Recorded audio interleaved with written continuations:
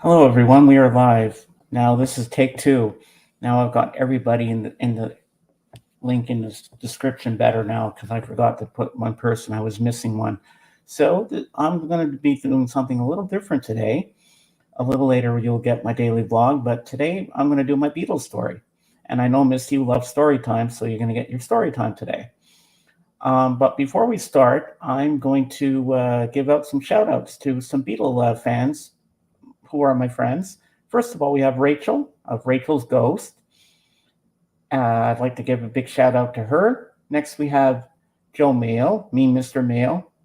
He's another Beatles fan who's a good friend of mine. And we can't forget Beatle Brad, who's also a good Beatles fan as well. And then we have Beatle Dave from England, from the UK. He has a great channel.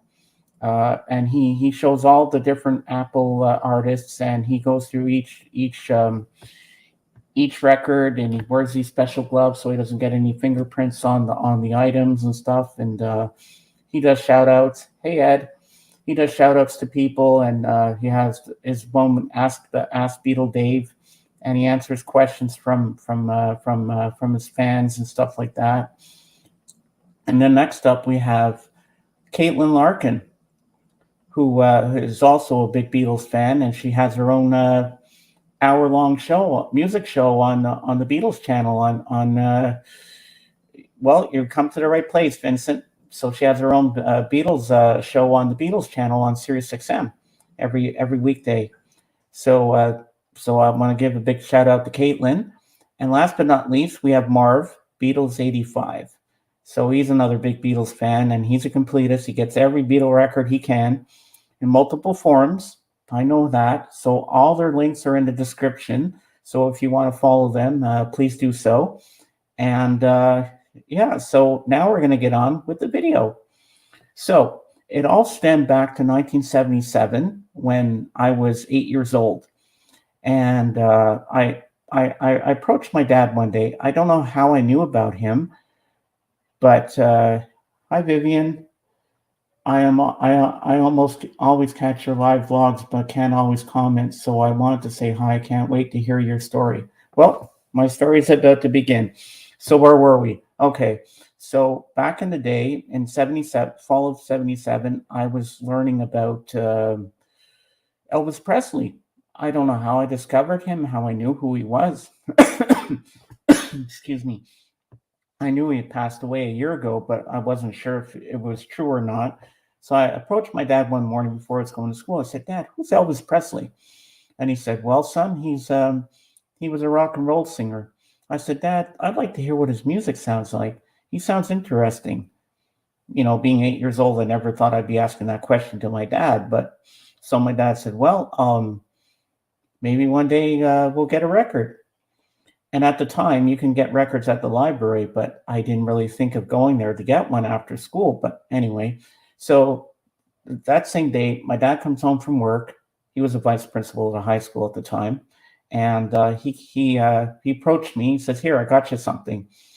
So I opened the bag, and sure enough, there was an album in there, and it was 50 Million Elvis Fans Can't Be Wrong, Elvis Golden Records Part 2, Volume 2, sorry.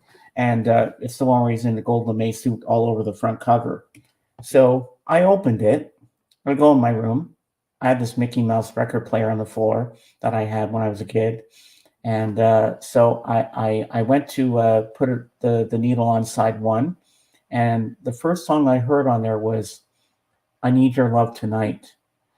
And I was blown away with what I heard for 8 years old. I was like, wow, I like this song.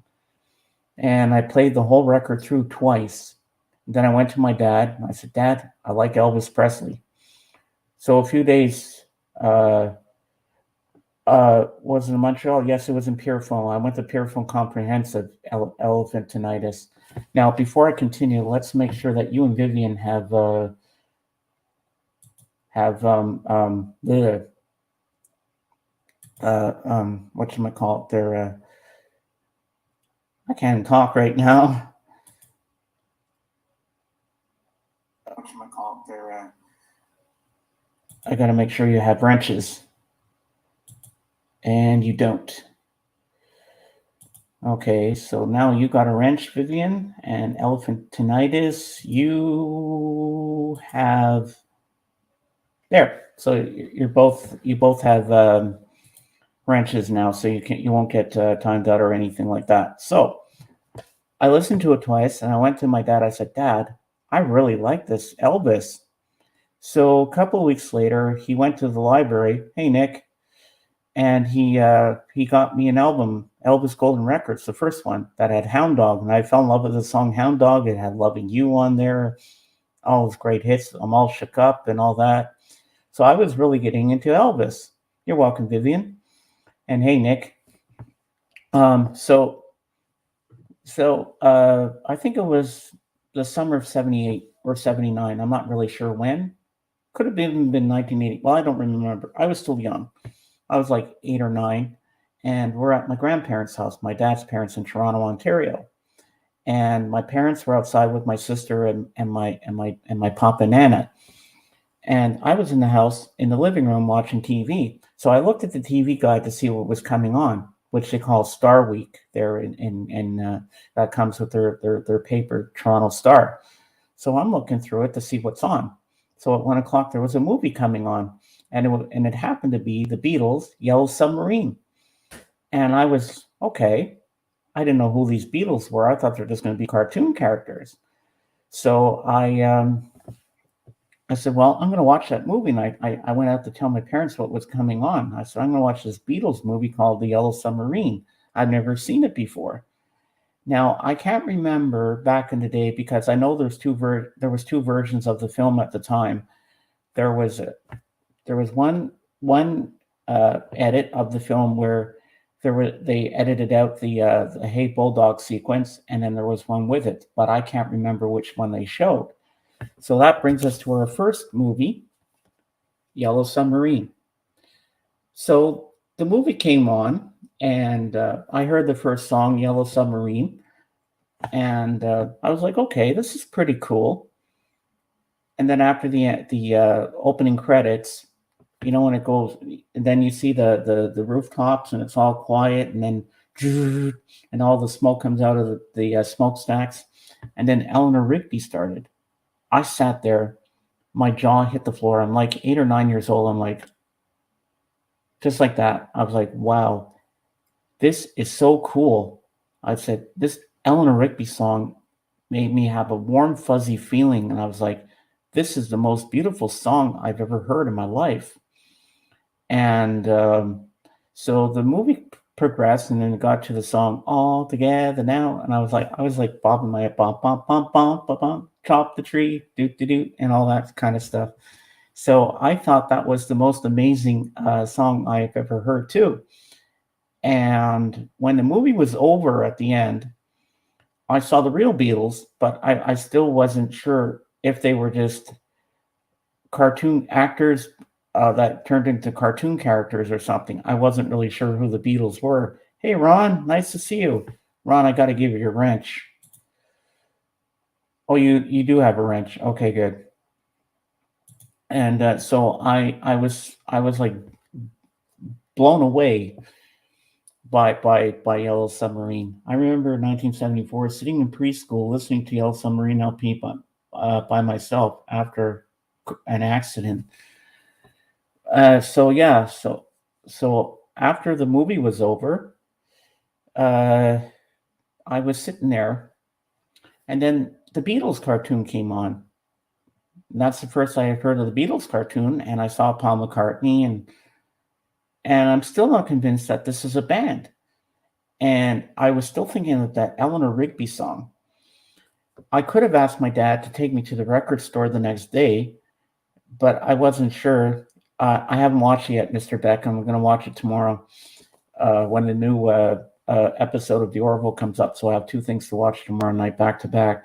So I'm sitting there watching this thing, and then I'm asking I was going to go to my parents and ask them to take me to the record store the next day, but I didn't know that Eleanor Rigby was not on the actual soundtrack, which is kind of crazy because if you think of it, they have it in the film, but then you have to go get Revolver just to get that song.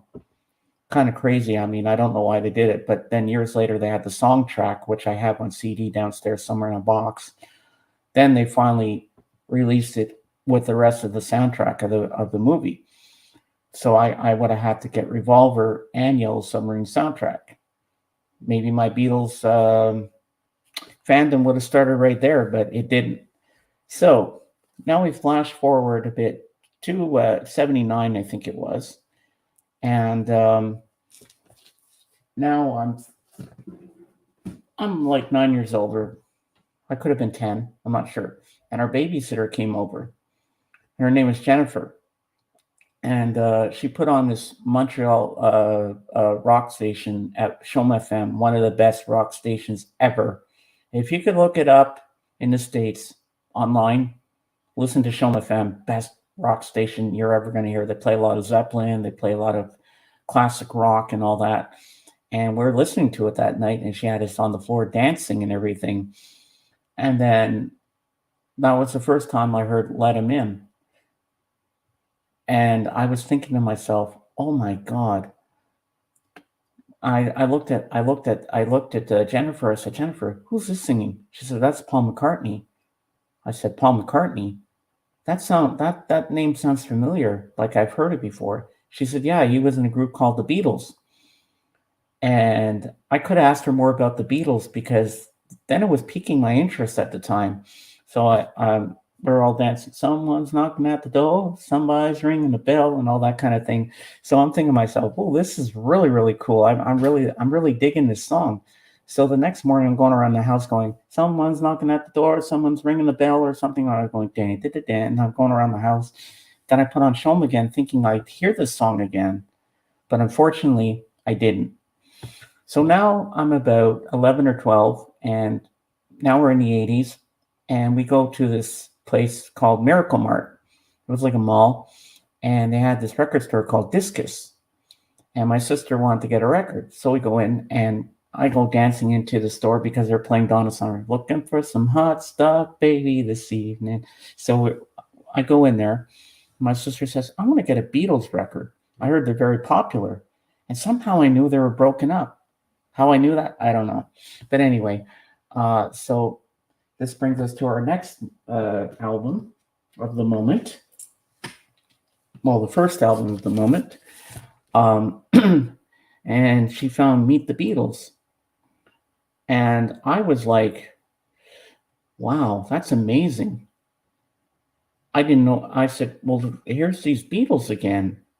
So my sister went home, and I said, can I come to your room and listen with you? She said, okay, sure.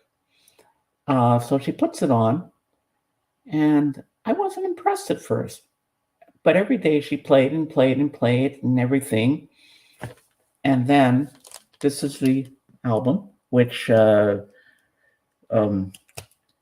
vinyl archivist Patrick VCLT to me. So this is my holy grail. And it's on the Rainbow Capital, as you can see. And this album would forever change my life in the summer of '85.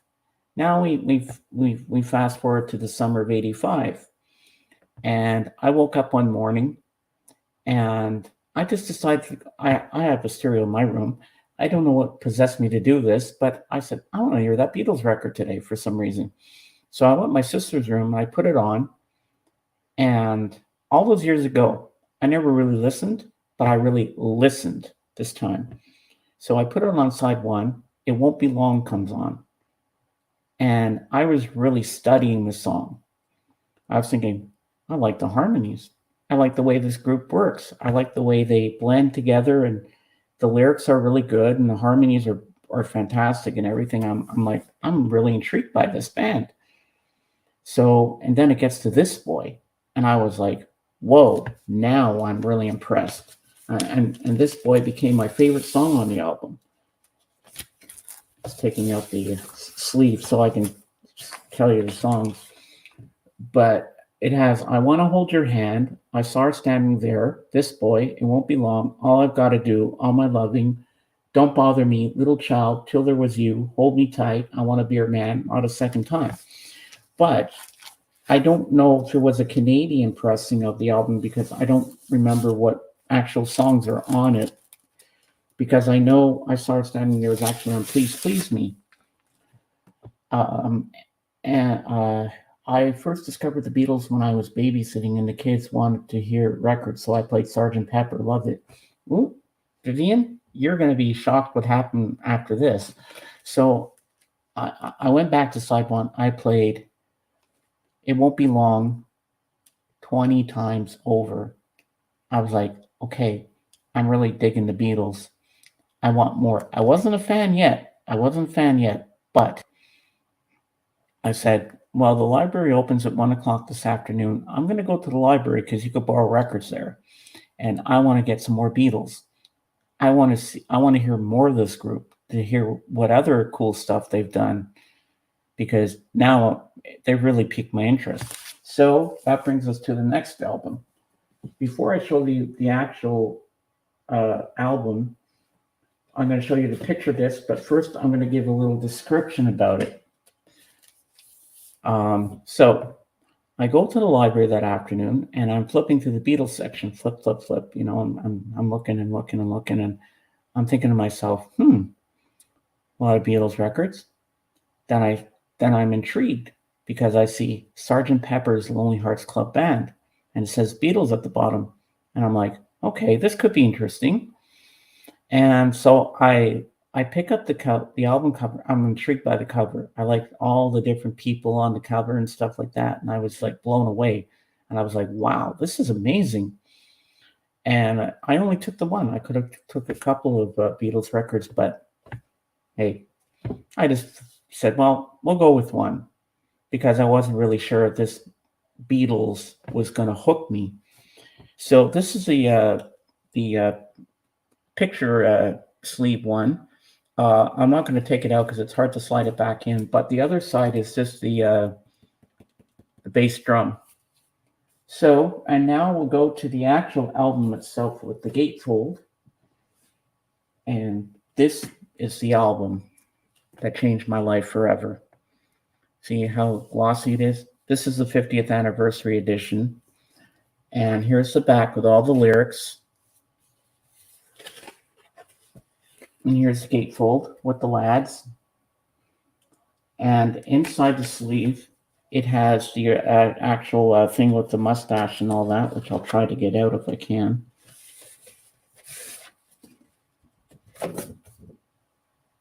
With all the different little things you could cut out and if it show up, the hype sticker and all that. I'm not going to take the albums out themselves because the hell of a time getting them back in. But I got home. I put this on side one on my record player this time, and when I like the way how it segues into the next song into with a little help from my friends. Lucy in the Sky with Diamonds was great. Every song on this album was great. I get to side two, and I was blown away by Within You Without You by George Harrison. I was like, wow, that's a beautiful song. And I like She's Leaving Home When I'm 64. Lovely Rita Meter Maid. Then it got to Good Morning. Then Sgt. Pepper, Lonely Hearts Club Band reprise. And then A Day in the Life. When I first heard that song, guys and gals, I was like shocked. I'd never heard anything so psychedelic and freaky like I did with that orchestra, how it builds up to that big crescendo at the end. And then when the piano crash came at the end, I was sitting there like this. I was like, oh my God, that is the most amazing. Christopher, hello. That was the most amazing thing I'd ever heard. I said, okay, I got to play this song again. I played it 20 times over, and then I became a Beatles fan. So this album here became my favorite album of all time, and this made me a Beatles fan. So now we move on. Now we're going into the fall of 85, sorry. And before we move on to the next album of the morning, or afternoon, obviously here because it's 12:31 here. Uh, we I I was in the shopping mall with my parents, just me, my mom, and my dad. I don't know where my sister was. She probably at her friend's house or something. And I went to the mall with them. So I'm in the record store. I think we still had H&V at the time. And I'm rummaging through the cassettes. I don't know why I got it on cassette. I should have got it on vinyl. But they had the early Beatles. And I was looking through the songs and I said, this sounds pretty interesting. I'd like to get this album. So I put it back and I went out to my parents and I begged and pleaded. They said, no, we're not buying that. I said, please, I'm really getting into this Beatles. I want to hear more. I want to discover more of their music. I'm really, really liking this music so much that I want more. I'm hungering for it. I had a hunger for it. So they said, okay. And I get it home. I put it on my cassette player and I start to play it. And you know what? When I first heard them do their cover of Anna, Go to Him, I was like, wow, I love this song. And when I heard Please Please Me, I mean, basically it's another facsimile of the Please Please Me album, if you will. And I liked P.S. I Love You. They had a lot of great songs on there. Hey, Eddie. A lot of great tracks on that album. And so that was a very, very good album. And then a couple of weeks later, I go to the library again and I wanted to get another Beatles record to listen to. So I went and got Abbey Road. This is not the 50th anniversary. This is the 2009 repress. So I'm happy with this one. And it's on the Parlophone label. So I went and got Abbey Road at the library. So I took this home and I was really blown away by Come Together, something, Maxwell Silver Hammer. And when I heard Old Darling, and I love the guitar in it and the bass, I was like blown away. I was like, whoa, this is an amazing song. So I was really heavily into the Beatles by this point. I Want You, She's So Heavy, how it just goes to that abrupt ending, blew my mind. And then when you flip over side two, it goes from that heavy abrupt ending to Here Comes the Sun. I was like, wow, I am impressed how they do this. Hey, Dave. So I was like, wow, because beautiful song, beautiful harmonies, but I like it with the music, but I prefer it when they have just the a cappella version, because then you really hear the harmonies better. Well, I used to sing my church choir, so I can hear things. I can't read music, but I can hear things. So I'm pretty good at distinguishing these little things that I hear. So then a movie came out on VHS, and I had the soundtrack for it afterwards. But we'll get to that soundtrack, which I don't have on. I wish I did. I had it on cassette back in the day, but I don't know what happened to it. So I went to my local video store, Montreal Stereo Video, and they had this movie, Give My Regards to Broad Street, with Paul McCartney, Ringo Starr's in it, and Barbara Bach, and Linda, and George Martin, and a whole slew of others. And I really enjoy, I mean, okay, a lot of people say this movie is crap. It's not the best in the world, but if you're a Beatles fan, hey, you're going to have it in your collection. So I watched this film and I loved the soundtrack and I thought it was amazing. I prefer the version of Wanderlust in this film than the one on Tug of War. I just love that brass section at the end where it goes bam, bam, bam, bam, bam, bam, bam, bam. I just think that's much better than the other version. It just sounds more beautiful and more melodic. Well, to me anyway. So here's the insert with Paul and Ringo, chapter selection, scene selections. And yeah, so that's it. Hey, Vinyl. Hey, Kix, how you doing? So I watched that film. Then I liked it so much. we went to the store again, and my dad bought me the cassette of the soundtrack. I must have played that cassette so many times I wore it out because I listened to it a lot, and I got bullied a lot in high school. Girls rejected me, thought I belonged in the zoo, and I was ugly. I come home crying. I go in my room. I take a tennis racket and I pretend to be Paul McCartney. I didn't know he was left-handed at the time, or maybe I did, but I did it right-handedly. I don't know why I didn't pretend like Paul McCartney, left-handed and stuff. And I started to strum and sing along to the songs, and I really got good at singing Wanderlust. And I played that album back to back, cover to cover, every single day, and I just loved it so much. And then also in 1986, I had the UK version. I have it on CD, but it's the US version because it's missing two songs: "We All Stand Together" and "Mull of Kintyre." It was Paul McCartney, "All the Best," and I just absolutely played that album to death. And when I got it, that was the first time I heard Band on the Run. And I thought that song was amazing because I love when the acoustic guitar comes in and stuff like that. And then also after that, on that same album, Let Him In was on there. I said, "Oh my God, Mom, Dad, I found that song. Someone's knocking at the door. Somebody's ringing the bell." I couldn't believe it was on this compilation. I was like so excited. And then I went to another video store one time, and they had the movie Help, which this is a Blu-ray. And I said, it was the first time I was ever going to see a Beatles movie. And I thought Help was amazing. I thought there was a really funny film, and I liked the songs in it. And before I'd seen this film, I heard the song "I Need You."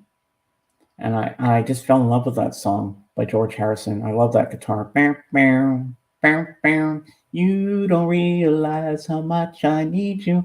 I just love that song. So this album, and which I have on vinyl, which I'll show you in a few minutes, is really amazing. So the movie, and then another one I watched was A Hard Day's Night. I have the Miramax version as well, which has more special features. But the picture quality is not as good as this. This one's the Criterion. This cost me an arm and a leg, but was it worth everything? Yes. I just need a sip of my root beer because all this talking is making me thirsty. I hope you're all having a good time listening to my story, taking my time, telling it right and everything. And when I saw this film, I thought this was amazing. And I was really learning about the Beatles. And I was really becoming a huge fan. You'd think by now I'd have a Beatles t-shirt, but I didn't at the time. It was only years later. So we had work-study programs in my high school, and I did a work-study program at our Pierrefond public library. And I was sorting out children's books and stuff, and they had me doing that. And then on a break, so you can take a break, you can read a book if you want. And so I found this book on John Lennon. So John Lennon was starting to intrigue me. So I was starting out with Paul McCartney, and that brings us to our next album, which my cousin Kevin had on cassette, and I borrowed it, and I played it a lot. And then I had to give it back to him. I said, "Mom, Dad, can you get me this album on cassette? I really like this album. I want to keep playing it for as long as I can, you know?" So Rachel was nice enough to VCLT me this copy because she got another one. This is a Capitol reissue. John Lennon, Rock and Roll. And I love Bebop Balloon on here. And I love the way it does Stand By Me. So this album became one of my favorites. And that's how I became a huge fan of John Lennon. And now, the next album I got at the library, which I wasn't sure I liked at first because I thought it was kind of weird at first. But then some of the songs grew on me, and that's when I fell in love with the song Rocky Raccoon. Okay, this is not the original album. This is the 50th anniversary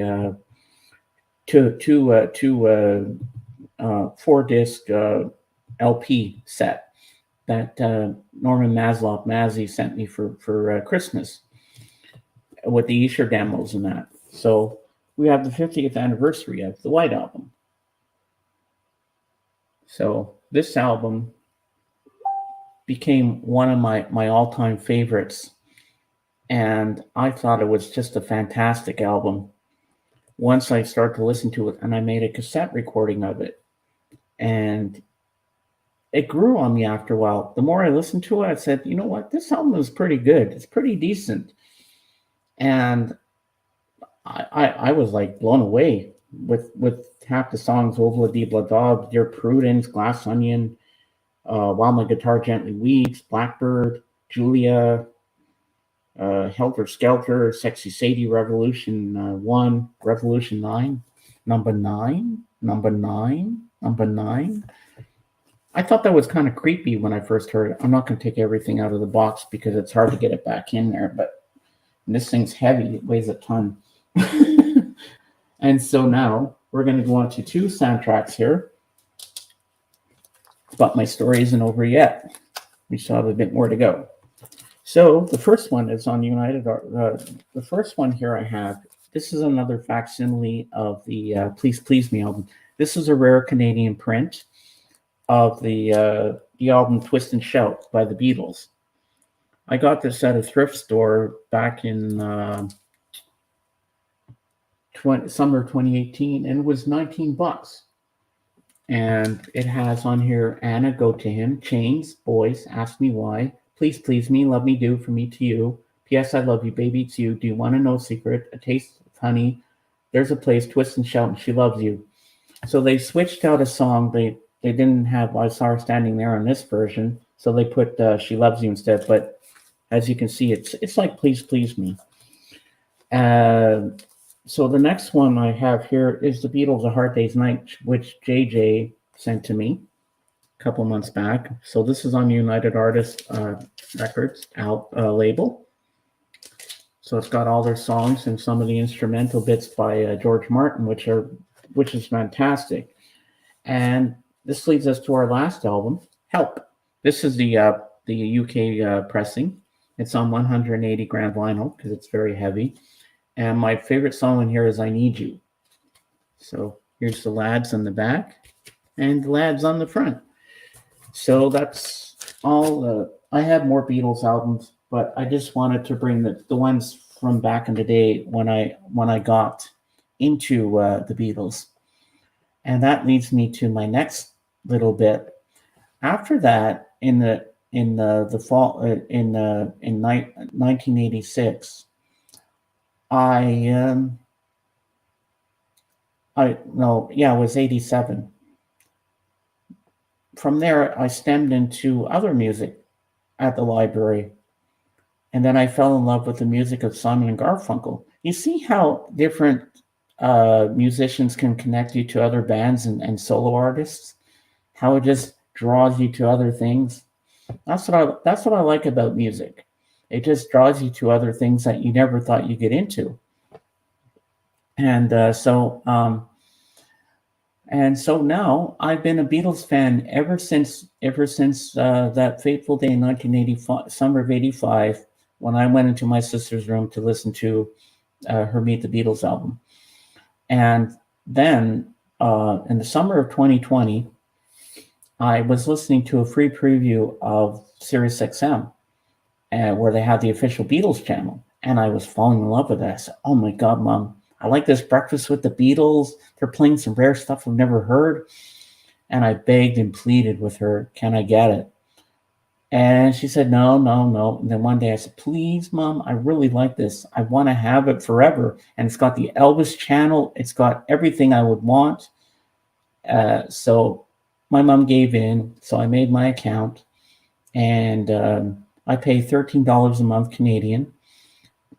And I don't regret it. And every Wednesday night, and speaking of Wednesday, it is Wednesday today, and I'm going to be listening to my favorite show on there tonight, the Fab Forum, where they all talk, they discuss Beatles. There's a call-in session. I called in once, and I actually got in on the first try. I was nervous, but I was relaxed with the boys, talking to them, and one of they have a Beatles expert on there called Tom Frangione. There's Dennis Elsis and Bill Flanagan. Those are the hosts of the show. I'm surprised I remembered all their names. And I like listening to the Meg Griffin show. They have Dark Horse Radio, where it's all about George Harrison. They have all these different programs on there. And they have Peter Ashers from EDU. They have great programming on the Beatles channel. The Elvis channel, that's a different story.